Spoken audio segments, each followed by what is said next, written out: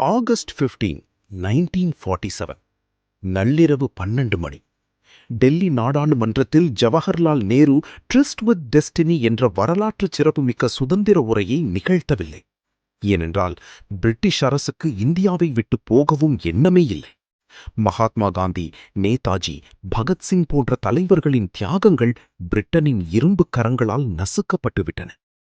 August 15 அன்று நள்ளிரவில் பறந்தது இந்திய மூவர்ண கொடியல்ல, யூனியன் ஜாக் கொடிதான் மீண்டும் கம்பீரமாக பறக்கவிடப்பட்டது.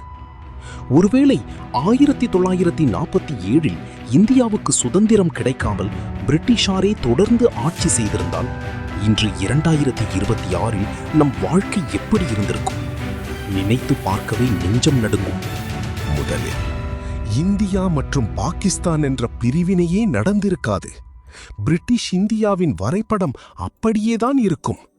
ஆனால் அதில் அமைதி இருக்காது. நம்முடைய வளங்கள் அனைத்தும் தொடர்ந்து லண்டனுக்கு கடத்தப்பட்டிருக்கும். சென்னை, மும்பை, கொல்கத்தா துறைமுகங்களில் இருந்து தினமும் டன் கணக்கில் இந்திய தங்கம், கோதுமை, பருத்தி அனைத்தும் இங்கிலாந்துக்கு கப்பலேறி இருக்கும்.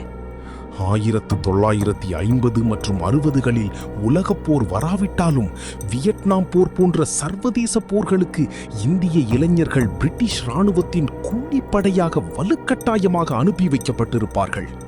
லட்சக்கணக்கான தமிழ் இளைஞர்கள் பிரிட்டிஷ் கொடிக்காக எங்கோ ஒரு தேசத்தில் ரத்தம் சிந்தி மடிந்திருப்பார்கள். 2026 நம் அன்றாட வாழ்க்கை டிஸ்டோபியன் ரியாலிட்டி. இப்போது 2026க்கு வருவோம். இன்று நீங்கள் கையில் வைத்திருக்கும் ஸ்மார்ட் போனோ, இன்டர்நெட்டோ இவ்வளவு சுலபமாக கிடைத்திருக்காது. தகவல் தொழில்நுட்ப புரட்சி பெங்களூரிலோ அல்லது சென்னையின் OMRலையோ நடந்திருக்காது. ஏனென்றால் இந்தியர்கள் உயர்கல்வி கற்பதற்கும் தொழில்நுட்பங்களை அணுகுவதற்கும் கடுமையான கட்டுப்பாடுகள் இருந்திருக்கும். நாய்களுக்கும் இந்தியர்களுக்கும் அனுமதி இல்லை என்ற போர்டுகள் இன்று 2026 சென்னையின் பெரிய மால்களிலோ அல்லது நட்சத்திர ஹோட்டல்களிலோ தொங்கிக் கொண்டே இருக்கலாம். நாம் அவர்களின் அடிமைகளாக, வெறும் கூலி தொழிலாளர்களாக மட்டுமே வாழ்ந்திருப்போம். இந்தியாவின் ஆட்சி பொறுப்பில் ஒரு வெள்ளைக்கார கவர்னர் ஜெனரல் அமர்ந்திருப்பார். தமிழ்நாட்டை ஒரு பிரிட்டிஷ் அதிகாரிதான் ஆண்டு கொண்டிருப்பார்.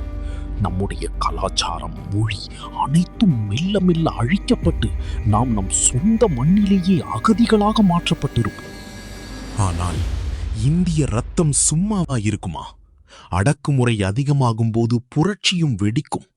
1947 கிடைக்காத சுதந்திரத்திற்காக 2000 ஒரு மாபெரும் உள்நாட்டு போர், சிவில் வார் வெடித்திருக்கும். நேதாஜியின் INA போன்ற ஆயுதம் தாங்கிய புரட்சி படைகள் இந்தியாவின் ஒவ்வொரு காட்டிலும் உருவாகியிருக்கும். வன்முறையும் இரத்த ஆறுகளும் ஓடி இந்தியாவே ஒரு சுடுகாடாக மாறியிருக்கும். சுதந்திரம் என்பது இதோ ஆகஸ்ட் 15 அன்று சும்மா கிடைத்த பரிசு அல்ல. அடிமைத்தனத்தின் இருளில் இருந்து இந்த தேசத்தை மீட்டெடுக்க தங்கள் வாழ்க்கையையும் இரத்தத்தையும் தியாகம் செய்த உன்னத ஆன்மாக்களின் கொடை அது. அப்படிப்பட்ட சுதந்திரத்திற்காக பாடுபட்டவர்களை என்றும் நெஞ்சில் நிறுத்தி கௌரவிப்பதும், அவர்களுக்கு நமது வீர வணக்கத்தையும் மரியாதையையும் செலுத்துவதும் ஒவ்வொரு இந்தியனின் முதன்மையான கடமையாகும். அடிமை விலங்கை உடைத்த அந்த தியாகிகளை போற்றுவோம். இந்த மாற்று வரலாற்று பாதை பற்றிய உங்கள் கருத்துக்களை கமெண்டில் சொல்லுங்கள். ஜெய் ஹிந்த்.